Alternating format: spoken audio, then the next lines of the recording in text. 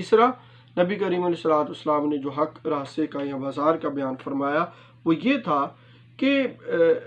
आने जाने वाले लोग जब तुम्हें सलाम कहें तो तुम उनका जो है वो जवाब दो। ये भी एक रास्ते का हक है कि वहाँ पर जो लोग बैठे हों और जो आने जाने वाले लोग जो हैं वो सलाम करें तो उनको वो जवाब दें।